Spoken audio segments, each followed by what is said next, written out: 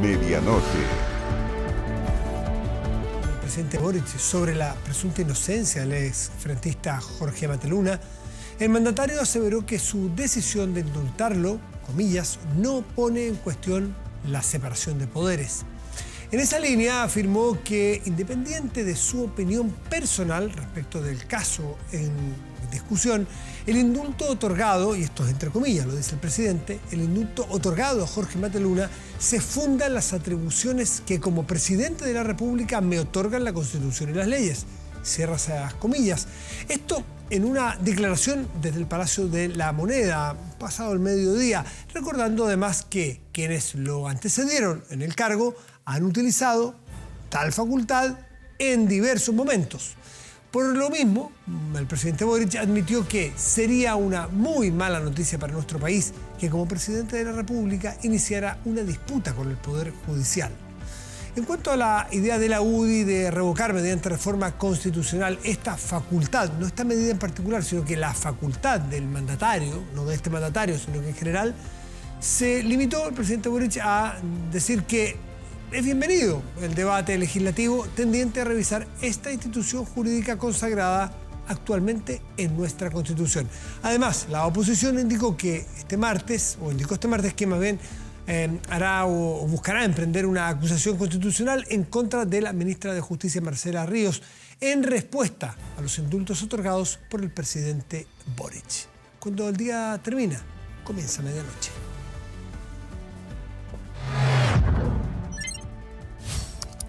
Medianoche. Y justamente este es el tema que vamos a abordar en primera instancia con Jorge Correa, que es abogado constitucionalista, ex ministro del Tribunal Constitucional, ex subsecretario del Interior. Jorge, buenas noches, gracias por recibirnos. ¿Cómo estás?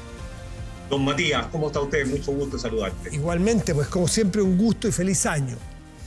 A ver, partamos por la parte más compleja, pues que es donde la Corte Suprema, de alguna manera, deja ver, y yo que no soy experto lo veo, por lo tanto es relativamente fácil intuirlo y identificarlo, que hace un llamado a la constitucionalidad, una decisión. Leo en el documento que hoy, la declaración oficial de la Corte Suprema, a la cual se resta un ministro, lo dice explícitamente que no quiso hacer esta declaración. La facultad de conocer causas civiles y criminales, de resolverlas y de hacer ejecutar los juzgados pertenece exclusivamente a los tribunales establecidos por la ley. Y a esta frase es la que me gustaría que tú me explicaras cómo la ves. Ni el presidente de la República ni el Congreso pueden, en caso alguno, ejercer funciones judiciales, abocarse a causas pendientes. ¿El presidente de la República, a tu juicio, ejerció funciones judiciales en este indulto? No, definitivamente no. El presidente ejerció una potestad distinta a ejercer causas judiciales, como es la del perdón, como es la de la misericordia en materia de justicia. Eso no ocurrió, y tanto que la Corte Suprema no critica la decisión de otorgar el indulto. El presidente luego dice, mire, yo otorgué el indulto y no ofendí a la Corte Suprema, pero ante lo que la Corte Suprema reacciona, no es ante el otorgamiento del indulto, sino que es ante las declaraciones del presidente. O sea, las declaraciones del presidente sí que son ofensivas para el Poder Judicial y para el Ministerio Público, porque les resta legitimidad en su actuación y dice que han obrado contra derecho al margen de las pruebas presentadas en el caso y han sancionado a una persona inocente y que él tiene la convicción de que es inocente.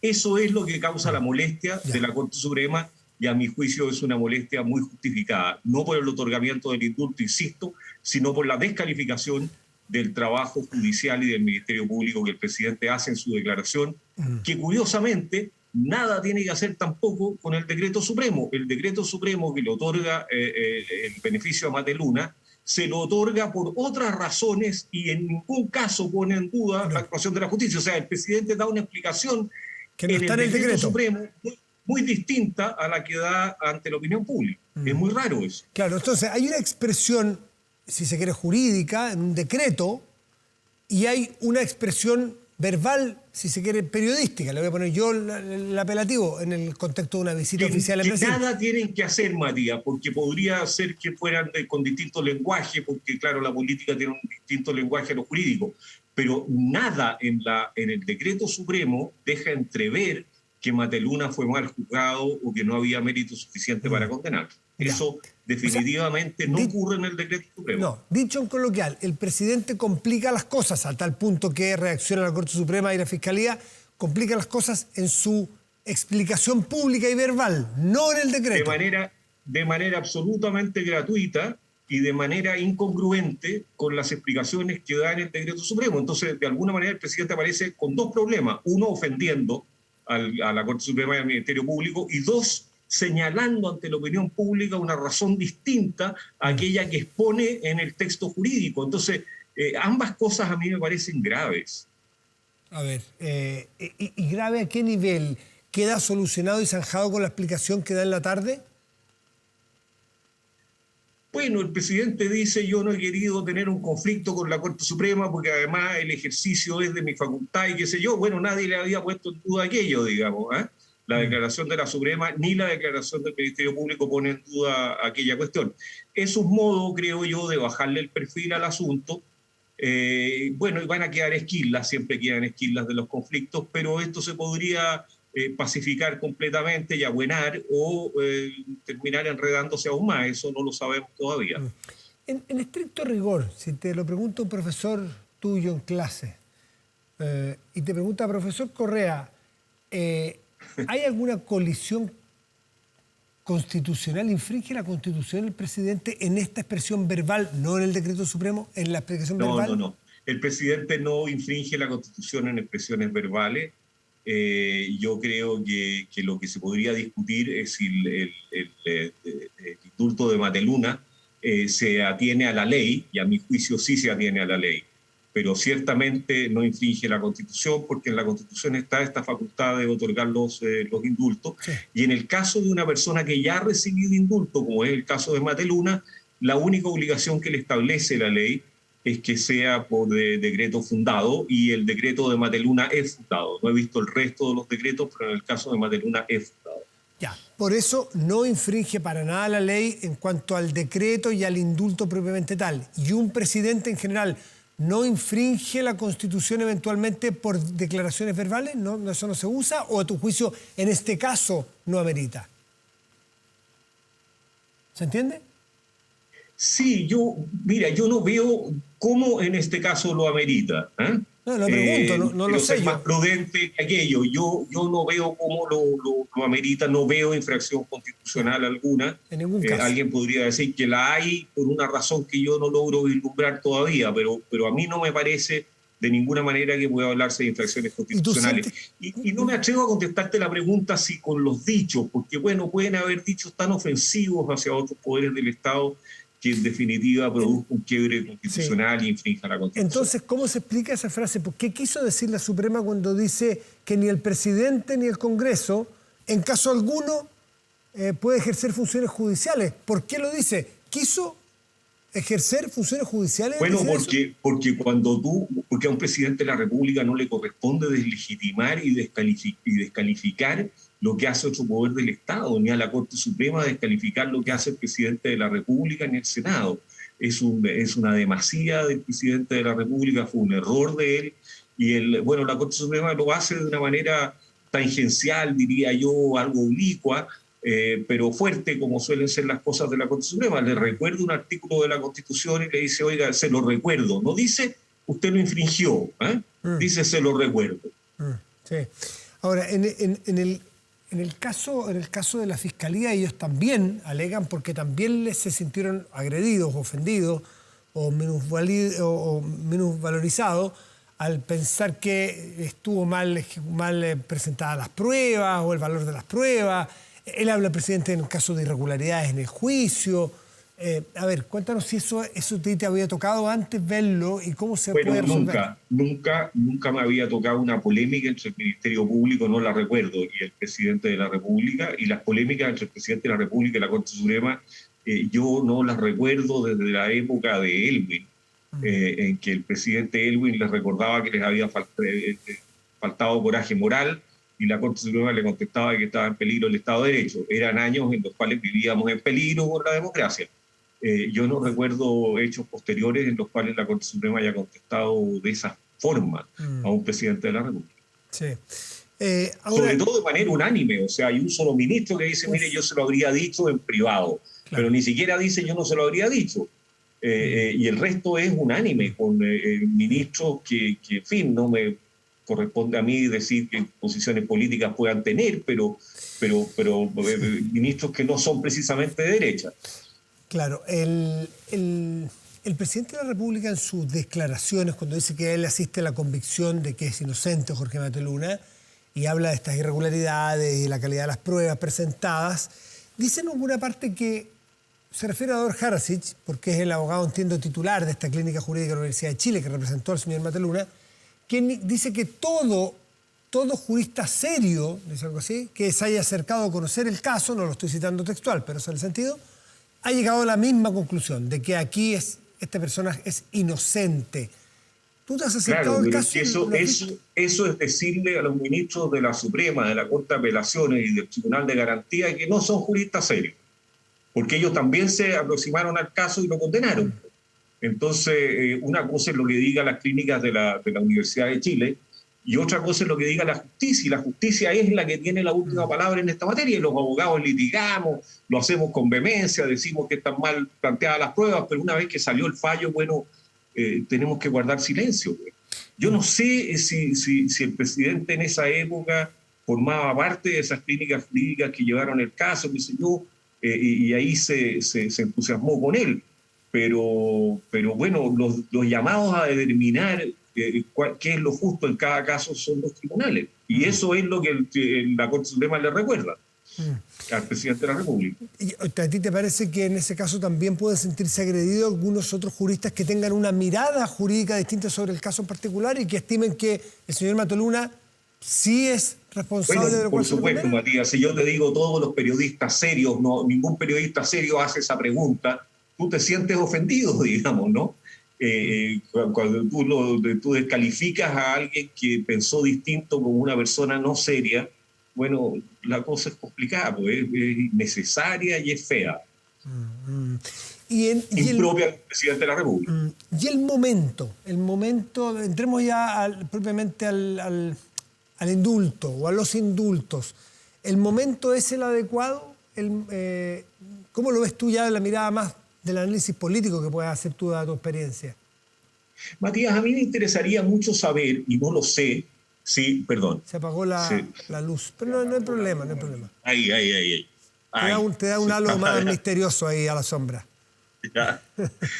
Mira, a mí me interesaría mucho saber si estos indultos se otorgaron a la totalidad de los presos del estallido que estaban con condena vigente.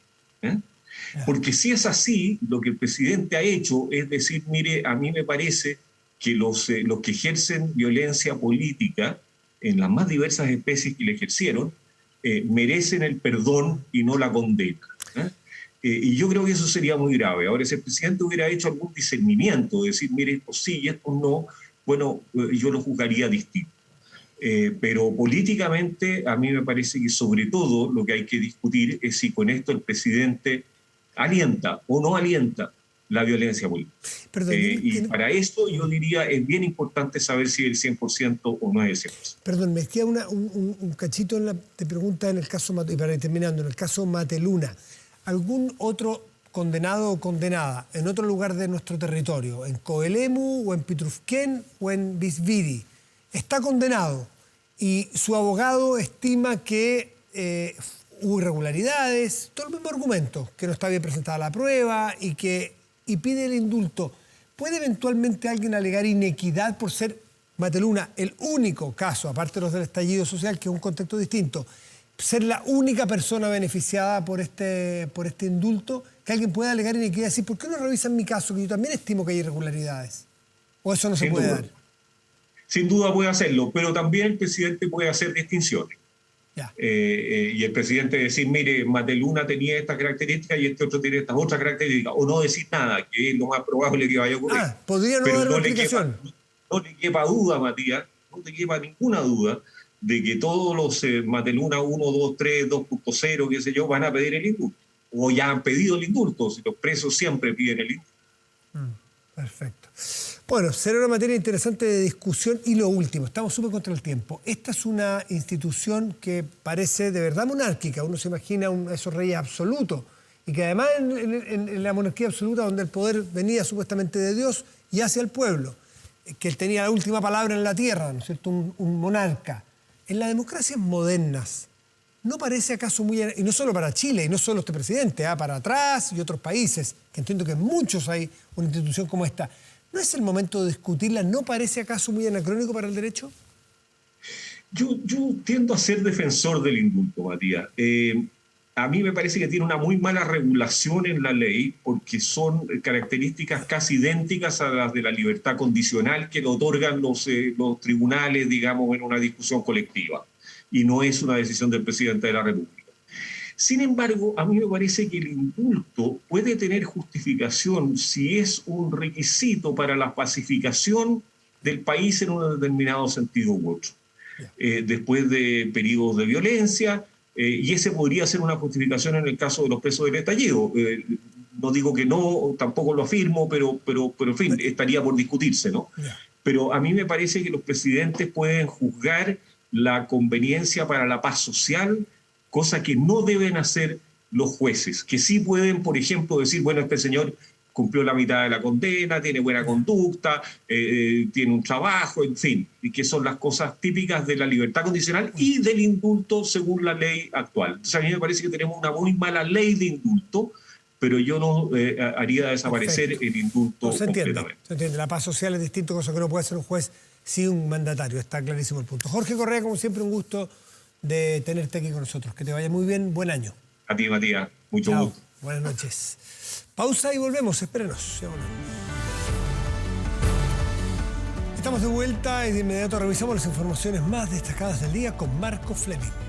Hola Matías, hola a todos en sus casas. Vamos de inmediato con este resumen informativo aquí en Medianoche. Comenzamos con esto que fue parte también del bloque anterior de conversación frente al pronunciamiento de la Corte Suprema que cuestionó los dichos del presidente Boric sobre la presunta inocencia del exfrentista Jorge Mateluna. El mandatario aseveró que su decisión de indultarlo no pone en cuestión la separación de poderes. En esa línea afirmó que, independiente de su opinión personal respecto al caso en cuestión, el indulto otorgado a Jorge Mateluna se funda en las atribuciones que como presidente de la República me otorgan la Constitución y las leyes. Esto en una declaración desde el Palacio de la Moneda, recordando además que quienes lo antecedieron en el cargo han utilizado tal facultad en diversos momentos. Vamos a escuchar a continuación parte de sus palabras.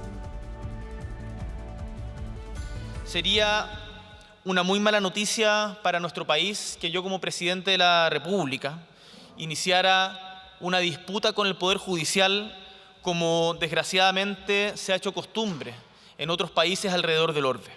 Quiero ser muy claro en esto.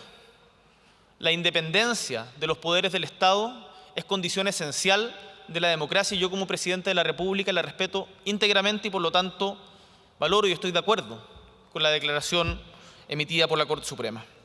Con esta declaración espero dar por zanjada esta polémica, dejando en claro que cada poder del Estado tiene el deber legal y constitucional de respetar las atribuciones del otro. Y el gobierno intenta buscar un camino para retomar el acuerdo en seguridad a pesar de que la oposición ya dio por fracasada esta instancia e inició con la estrategia de tramitar proyectos de ley en el Parlamento. La tensión entre los sectores no ha bajado tras la decisión de la Moneda de otorgar 13 indultos, al punto que la oposición anunció una acusación constitucional en contra de la ministra de Justicia.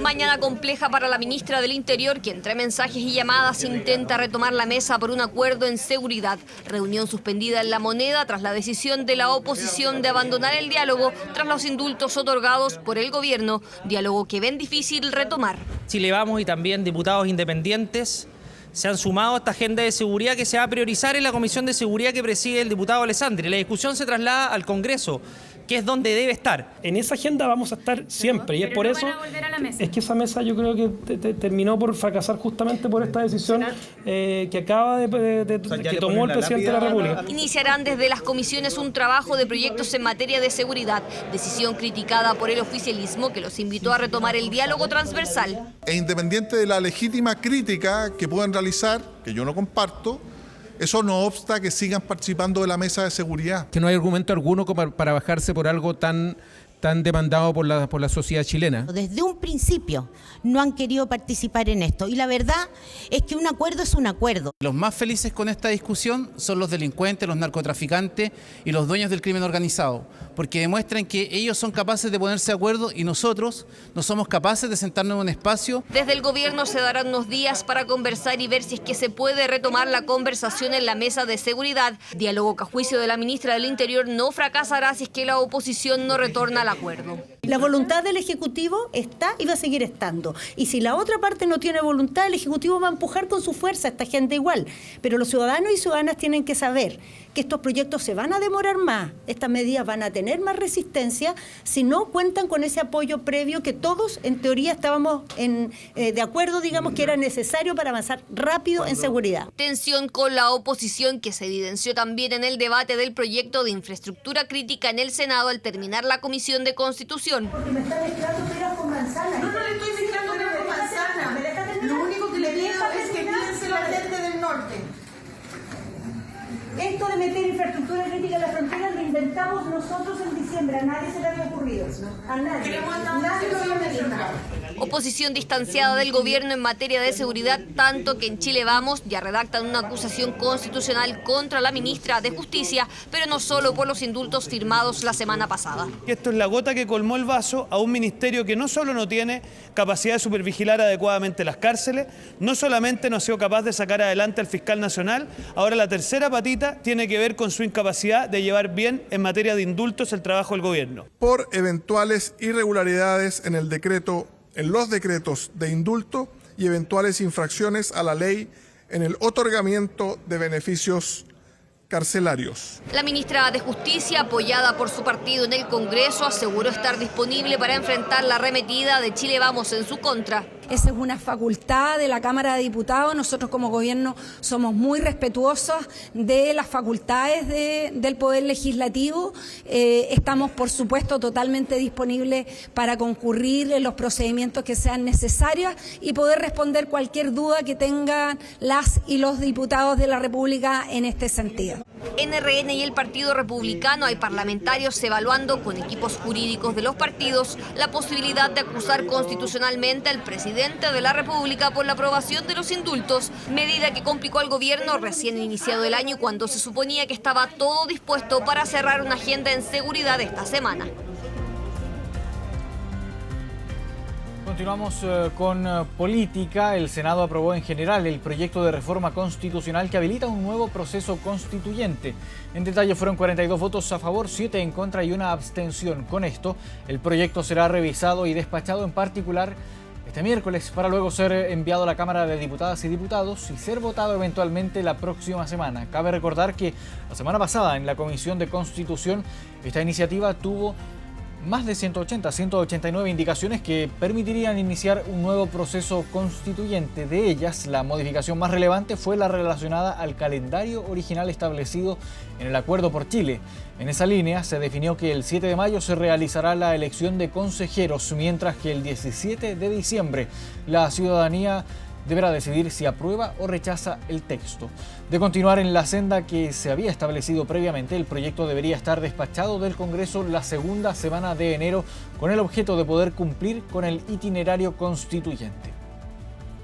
Hacerle un llamado a todos aquellos sectores que se han restado a que seamos capaces de construir en las distintas instancias en que les corresponda en el debate democrático, en las elecciones, cuidarlo pensando que ojalá en el plebiscito de salida las fuerzas del apruebo sean mayoritarias y ojalá tengamos una constitución con el más amplio consenso democrático, que la ciudadanía le haya dicho que sí a una buena y nueva constitución en ese plebiscito de salida. Es la segunda y última oportunidad que tenemos, creo yo. No me veo en este ciclo convocando un tercer proceso constituyente, por tanto tenemos que ponerle todo el empeño para que salga bien, para que resulte bien, para que tenga ese respaldo ciudadano y que exista durante el proceso constituyente también participación de la ciudadanía.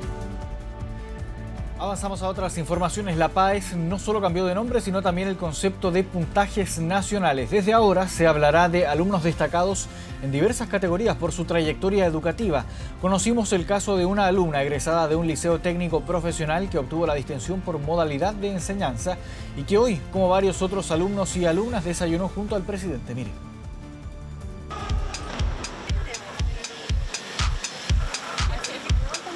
Estar aquí ahora es como algo bien utópico para mí. Me saqué la cresta trabajando y estudiando para estar aquí hoy día. Y así cada uno compartió su experiencia en el tradicional desayuno junto al presidente de la República, tras los resultados obtenidos en la PAES. Estamos orgullosos de ustedes, de todos ustedes. Ellos fueron las y los mejores, aunque ojo, ya no se hablará más de puntajes nacionales, sino de alumnos y alumnas destacados por conseguir los puntajes más altos y también por su trayectoria educativa. La trayectoria educativa no tiene que ver necesariamente con la clase, no tiene que ver con los ingresos de la familia, sino que tiene que ver con el esfuerzo, con las ganas, con la motivación que pone cada uno de ustedes, independiente del contexto económico, territorial, familiar en que les haya tocado vivir. Gané la distinción de los pueblos originarios en la categoría de Matemática 1. Es una emoción total, como una señal de que los técnicos profesionales también podemos hacerlo llegar a la universidad. Pero que no es solamente obtener un buen puntaje, sino que son postulantes a la educación superior que representan, como bien decía el ministro, distintos contextos, distintas trayectorias, distintas identidades.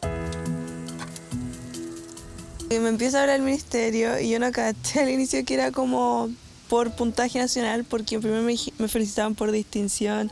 Rosario también fue destacada, usuaria de la Teletón toda su vida. Sacó 1000 puntos en la PAES de Matemática 1 y el puntaje más alto entre personas en situación de discapacidad. A sus 18 años ha sido sometida a 16 operaciones, tiene meningocele, pero su sueño es llegar a la universidad. Ingeniería civil biomédica que quiero estudiar en la Universidad de Concepción. Tienes que prepararte como cualquier persona y no es como ninguna limitante poder estudiar por tener una discapacidad. También en la región del Biobío, Nicolás estudiará medicina. Sacó 1000 puntos en matemática y fue destacado por obtener los mayores puntajes promedio en todas las pruebas de su región. No diría sacrificio, pero es constancia y perseverancia, con mucho ensayo, mucho ejercicio. Mucha alegría porque esto ha sido un trabajo, ¿no? Se ha trabajado mucho para lograrlo. Porque no solo cambió el nombre de la prueba o sus ponderaciones, la PAES viene a consolidar una serie de modificaciones para que el acceso a la educación superior sea un proceso cada vez más justo. Estas trayectorias educativas implica, ojalá, superar las condiciones de segregación que naturalmente nuestro sistema educativo tiene. Soy garzona, estuve trabajando casi toda la media para poder pagarme el preuniversitario, para poder estudiar más, para poder sacar buen puntaje. Y esto es como una recompensa para todo mi esfuerzo. De las 275.000 personas inscritas, más de 245.000 rindieron alguna de las pruebas, enfocadas en medir desempeños y habilidades. Hay muchos más jóvenes habilitados en esta oportunidad para ingresar a la educación superior. Los puntajes son más altos, el puntaje de corte son 458, así es que nuestro total compromiso de seguir participando en mejorar el sistema que es único en el mundo. Ahora inicia el proceso de postulación. Este año otra novedad será que se podrán marcar hasta 20 preferencias de carreras y universidades, no 10 como antes. Podemos ver acá stand de atención docente donde podrán aclarar sus dudas respecto de las mallas de las carreras, campus clínicos, prácticas profesionales, entre otras temáticas.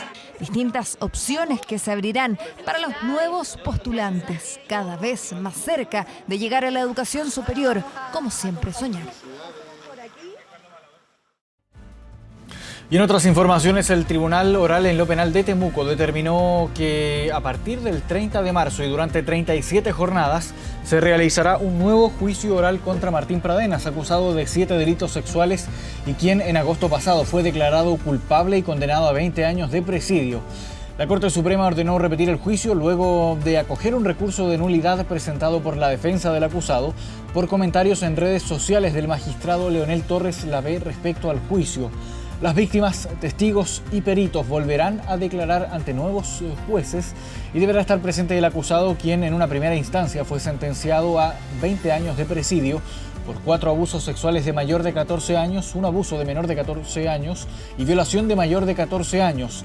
A pocas horas de que se conociera la nueva fecha, se confirmó que la magistrada Patricia Abollado Vivanco, destinada a presidir el segundo juicio, decidió inhabilitarse, ya que habría compartido y retuiteado noticias respecto a la causa. Y el Partido Republicano presentó una acusación constitucional contra el ministro de Desarrollo Social y Familia, Giorgio Jackson. El argumento central del libelo presentado por los parlamentarios es abuso de autoridad y de poder, reflejado, dice el texto, en un ministro de Estado que por su cercanía con el presidente de la República y su aparente inamovilidad traspasó los límites de su propia autoridad, vulnerando la Constitución Política de la República y la legislación vigente. Todo esto tras el caso de la ex seremi metropolitana de la cartera, Patricia Hidalgo, quien acusó haber sido presionada para aprobar proyectos con los que no estaba de acuerdo.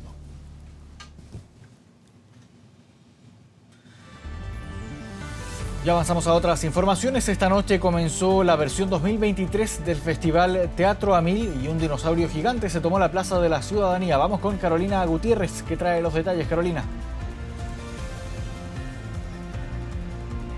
Hola, ¿cómo están? Muy buenas noches. Estoy tan contenta de encontrarme con ustedes a esta hora, sobre todo cuando aquí en la Plaza de la Constitución se ha vivido una verdadera fiesta para la inauguración de lo que será la 30ª versión del Festival Santiago a Mil, que parte con lo que tanto nos gusta, con los pasacalles, con la participación ciudadana y sobre todo con espectáculos gratuitos y para toda la familia. En esta oportunidad el pie inaugural lo da un dinosaurio que va a andar suelto por las calles de la gran región metropolitana y que hoy día vino a saludar incluso hasta el presidente Boris, quien también se hizo parte de esta celebración del puntapié inicial de estos casi 30 días que se toma el Festival Santiago a Mil, que parte justamente este 3 de enero en conmemoración y en recuerdo también de la memoria de Andrés Pérez, el fundador del Gran Circo Teatro. Así se da el puntapié inicial con este espectáculo que es un pasacalle nocturno que lo trae una compañía francesa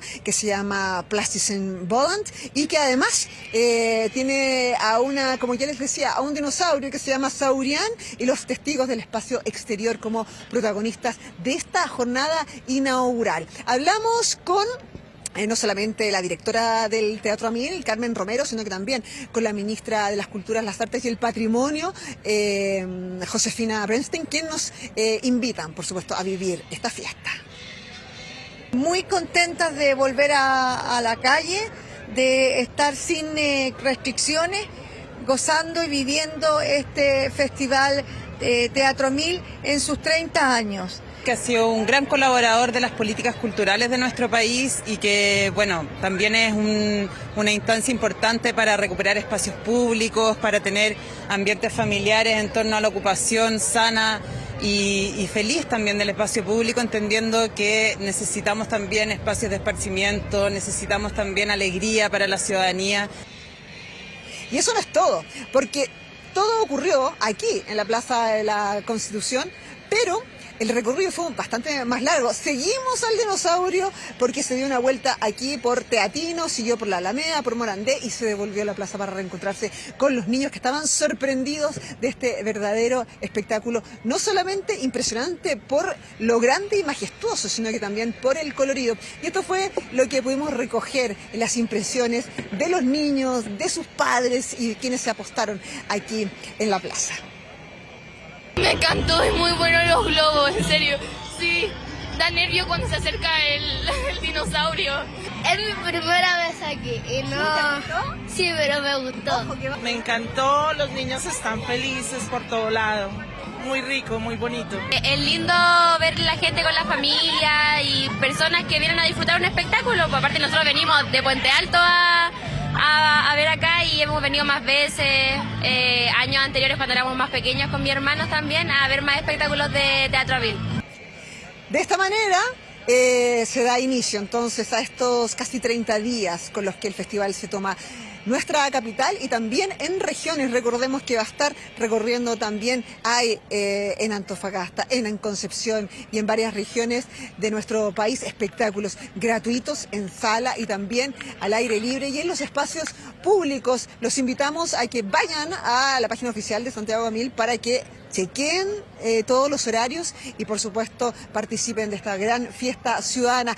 Los que no pudieron venir hoy día, atención, porque mañana el dinosaurio suelto por nuestra ciudad va a presentarse en La Granja. Próximamente lo hará en Cerro Navia, en Maipú, en Ñuñoa, en Pudahuel y va a terminar en la comuna de Lo Barnechea. Son más de 130 espectáculos que este año trae el festival y además que reúne a más de 19 compañías de todos los países, entre ellos Francia, Italia, España, Estados Unidos y Haití. Ya lo saben entonces, la invitación está hecha. Vamos a seguir contándoles las actividades de este festival que nos enorgullece tanto y por supuesto que no es solo lo que ocurre en la calle, también lo que ocurre en las salas. Así que aprovechar de vivir este mes del teatro junto al Festival Santiago 2000 que partió hoy día.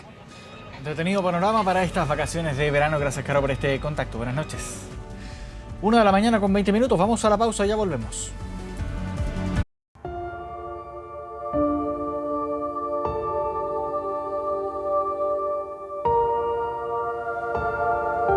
Estamos de regreso en medianoche, 1 de la madrugada con 24 minutos. Miles de personas se volcaron a las calles de Santos para despedir a Pelé. El rey de los brasileños ya descansa en el cementerio en medio de la emoción de su pueblo. Los detalles los vamos a revisar de esta emotiva jornada junto a nuestros enviados especiales a Brasil. ¿Qué tal? Buenas noches, te saludo ya bien entrada la noche, valga la redundancia, de la ciudad de Santos, que ha llovido toda la tarde y dicen aquí las personas que Brasil y que la ciudad de Santos está llorando a su rey, al rey Pelé, en una ceremonia muy emotiva, cargada de emoción, cargada de lágrimas, porque los brasileños han despedido a quien consideran su verdadero rey. Para ellos es indiscutible la figura fundamental de Edson Arantes do Nascimento. Y los momentos importantes los compactamos en la nota que preparamos junto a Juan Pablo Muñoz.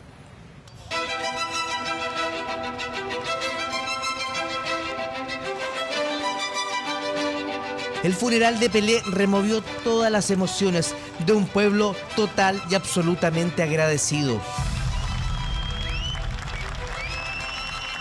Y aunque se prepararon para este momento, la tristeza los embargó en cada rincón en el que acompañaron a su rey. Muito! Sem palavras, vai estar sempre nos nossos corações. Pelé, o rei de todas as nações. Pelé eterno, eterno, o maior de todos. É tudo. Santos e Pelé é uma coisa só. Não existe Pelé sem o Santos e não existe o Santos sem o Pelé. Melhor do mundo, melhor do universo. Pelé era o ET do futebol. Lo velaron toda la noche y algunos hicieron fila de amanecida. En la mañana, el presidente de Brasil, Lula, llegó a rendir honores a Pelé, abrazó a su viuda y consoló a sus cercanos. A las 10 de la mañana el féretro fue sacado del Vila Belmiro por la Guardia de Honor. En la calle, la torcida del Santos se hizo sentir.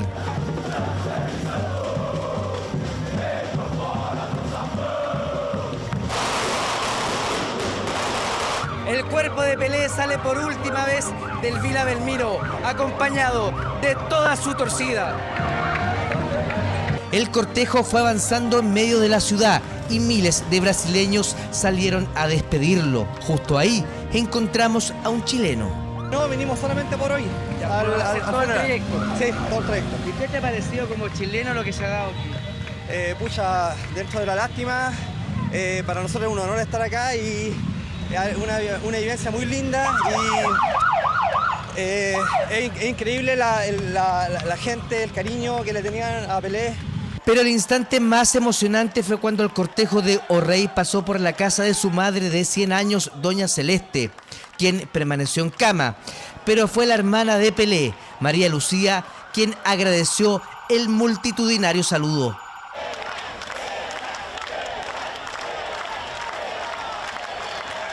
Tras el llanto de la hermana de O'Reilly, el cortejo siguió recorriendo la ciudad de Santos, la misma que fue adorada por Pelé, el mayor de sus embajadores, que pasada las 2 de la tarde llegó a su descanso en el cementerio vertical de Necrópolis que él mismo eligió. Tristeza, solamente tristeza. Muy emocionada. Pelé realmente foi ídolo. É triste. Também, o melhor do mundo, que é o rei do futebol mundial. Millones de brasileños despidieron a su rey por televisión o en las calles. Descansan en paz, el que es para ellos indiscutiblemente el mejor futbolista de todos los tiempos.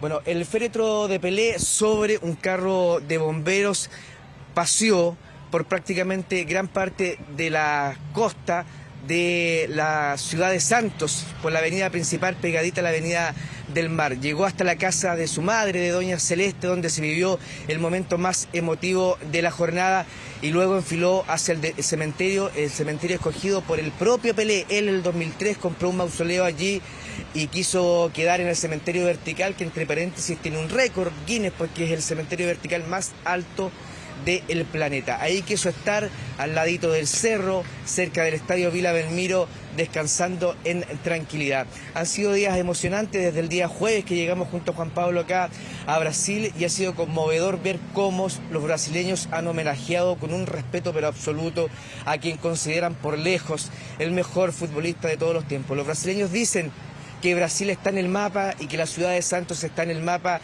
gracias a Pelé, que eso lo hizo ya hace más de 60 años, y de ahí en adelante el agradecimiento es eterno. Por eso la palabra de O'Reilly o de Pelé eterno es la que más se repite en el boca a boca, en las camisetas y en los letreros que hemos visto en la ciudad de Santos. Nosotros nos comenzamos a despedir saludándolos a ustedes allá en Santiago de Chile con este informe y con este día histórico desde acá, desde la ciudad de Santos. Buenas noches. Juan Carlos Alarcón, muchas gracias por este completo informe, todo este trabajo realizado durante todo el fin de semana y esta jornada también. 1 de la madrugada con 30 minutos, de esta forma llegamos al final de este bloque informativo aquí en Medianoche. Agradecemos que se hayan informado junto a nosotros y volvemos ahora con Matías del Río.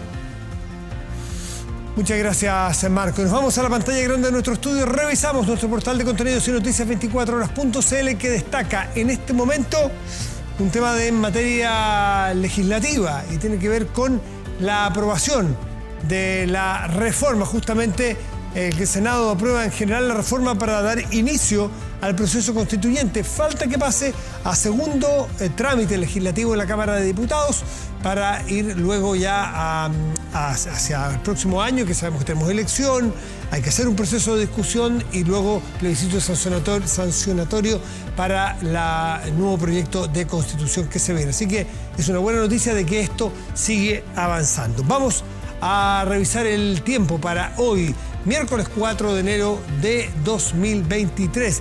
Santiago tendrá cielo despejado y una máxima probable de 33 grados. Iquique, en la región de Tarapacá, tendrá cielo despejado y máxima probable de 25 grados. Con esta información nos despedimos. Agradecemos su atención, los dejamos invitados a seguir atentos a las pantallas de TVN y todas sus plataformas. Muy buenas noches y gracias por venir.